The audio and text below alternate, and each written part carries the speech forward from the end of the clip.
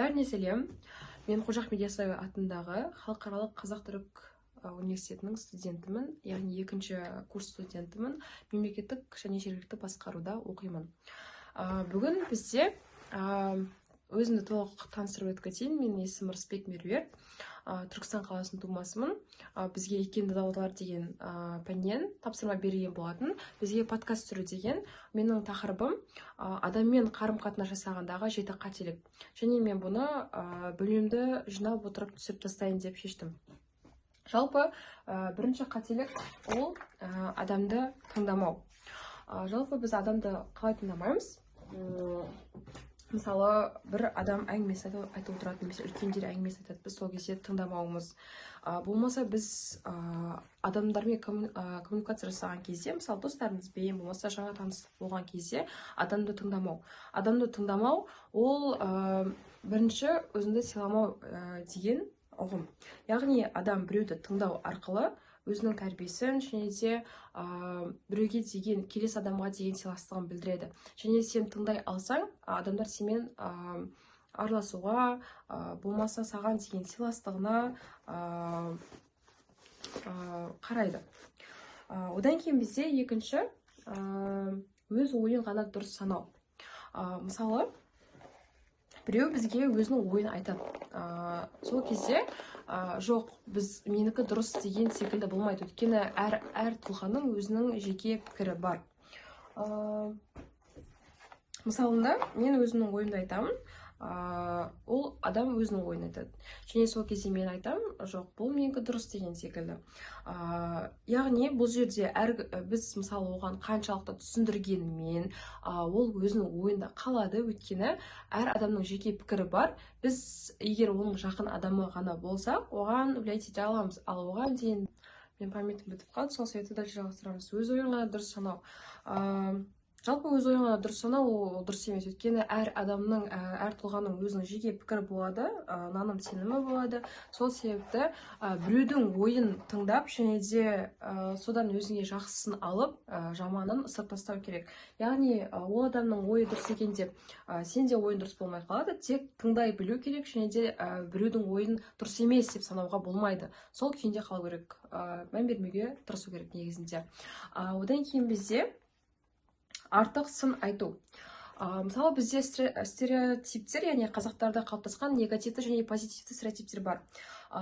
Біз мысалында көбінесе қазақтарда, әсіресе оңтүстікте көп сын айтады. Мысалы, жақсы позитивті болатын болса, ол адамға жағады, бірақ ол тым асыра мақтау.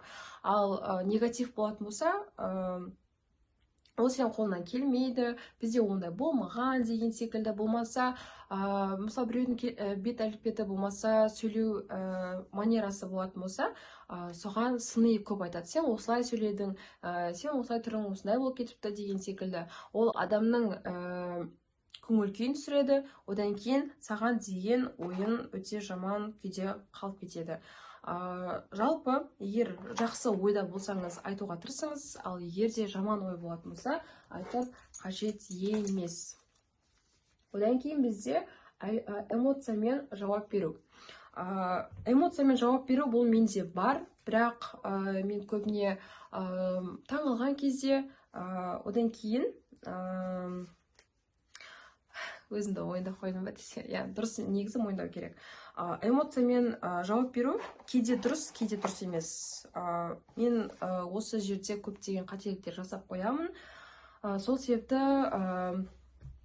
эмоциямен жауап беруді мен 50-50 деп айта аламын. Мысалы, қуаныш сәттер болған кезде эмоцияны білдіру керек кезде, яғни білдірткен дұрыс. Бірақ біреуге әсер ететін кезде, мысалы, біреудің көңіл күйі жоқ болған кезде, болмаса біреу қуанып тұрып, сен қуанбай тұрған кезде, ол не үшін қуанып тұр деген секілді, оған жылап, болмаса сен не үшін қуанасың, мен жылап тұрмын ғой деген секілді эмоциялар білдіртпеген дұрыс. Яғни эмоцияны адам өзінің ішіне сақтау керек. Менде осындай кездерде қателіктер болады, бірақ мен оны дұрыстауға тырысамын. Одан кейін бізде шекараны сыйламау. Шекараны сыйламау дегеніміз жалпы адамның белгілі бір адаммен қарым-қатынас жасаған кезде белгілі бір шекарасы болады, соны бұзып кету. Яғни жалпы біз шекарадан қалай өткізіп қоямыз адамды. Мысалы, біз біреуге шашымыз әдемі ме, күнделікті түрім әдемі болып тұр ма, киім әдемі болып тұр ма деп күнделікті сұрай берген сайын біз келесі адамға рұқсат беріп қоямыз. Келесі күні сенің қасың онша емес, түрің онша емес болып тұр деген секілді ой айтуға. Және де соған біз ақталамыз. Сол себепті жалпы жеке шекара негізі осындай кішігірім нәрселерден басталады. Сол себепті қалай айтуға болады, мына жерге қысқартып тастау керек. Жалпы адамнан көп нәрсе сұрай беруге және де ішіндегі барлық нәрсені ақтара беруге болмайды. Яғни мысалы бір жігітпен жүріп жүрсең, болмаса подруганың арасында бір оқиға болатын болса, оны бүкіл ортаға айтудың қажеті жоқ. Өйткені мысалы менде осындай жақындарда бір ситуация болды. Мен тек бір-ақ адамға айттым, бірақ менен келесі адамдар сұраған кезде мен айтқан жоқпын. Бірақ сол мысалы былай салыстырып қараған кезде, сол бір қыз маған қайтадан келіп подругам ақыл айта алады да, ал қалған окружением маған ақыл айта алмайды.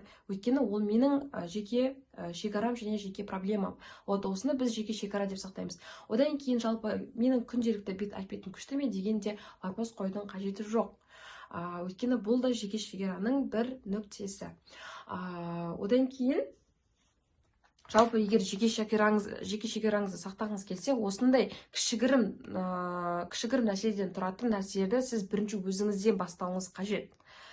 Одан кейін манипуляция қолдану.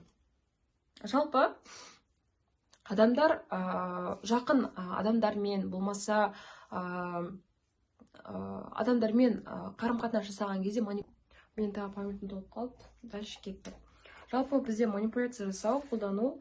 Манипуляция деген не? Өзіңнің қалауыңды, мысалы бір адам қалап тұр, екінші адам қалап тұрған жоқ, бірақ сен манипуляция жасау арқылы өзіңнің қалауыңды оған жасату. Жалпы манипуляция көптеген достықтардың арасында, болмаса қарым-қатынастар арасында бірте келе кері әсерін береді. Жалпы бұндай ситуация менің басынан өткен, сол себепті манипуляция деген өте дұрыс емес нәрсе. Жалпы бұл көбінесе қазіргі уақытта қыз бен жігіттің арасында болады. Қыз бір нәрсені қалайды, жылау арқылы, болмаса қанша ауыр сөздер арқылы ол өзінің айтқанын істетеді. Бұл өте дұрыс емес нәрсе. Жалпы манипуляция жасау ол неден тұрады? Жылау, артық сөздер, одан кейін өзінің пікірін тықпалаудан, одан кейін біреуді көндіруден, осылардан тұрады. Жалпы бұл нәрсе дұрыс емес. Мен осыны айта аламын. Өйткені бұл ситуацияны ашып айтатын болсам, ситуация емес, бұл тақырыпты ашып айтатын болсам, маған более-менее емес больно. Одан кейін ашық сөйлеспеу. Жалпы адамдармен бір кикілжіңге келіп қалған кезде ашық сөйлеспеу, яғни бетпе-бет келіп сөйлеспеу, бұл жалпы екі жақта да ашуды ушықтырады. Одан кейін ол адамдардың араласпай кетуіне, және де бір-бірін түсініспеуіне, одан кейін жек көрініс әрекеттеріне алып келеді. Жалпы бір ситуация болған кезде, бір нәрсе болған кезде адамдармен ашық сөйлесу керек, ұрыспен бет-бет келу керек. Менде осындай бір минус бар. Адамдармен ұрысып қалған кезде, болмаса осындай бір кикілжіңдер болған кезде мен басымда қатырғым келмейді. Және де бұлмен арылу үшін мен адамдармен кейде ұрысып тұруға тырысатын болдым. Сол мәселені шешу үшін. Одан кейін соңғы нәрсе негізі мен жетеуін айтып біттім, бірақ мен айтқым келетіні мойындамау. Жалпы бір нәрсе болған кезде біреуді кінәлау, жаңа манипуляция. Манипуляция жасайтын адамдар олар өзінікін мойындамайды, мүлдем мойындамайды. Одан кейін ашық сөйлеспеу үшін тағы да біреуді кінәлайды.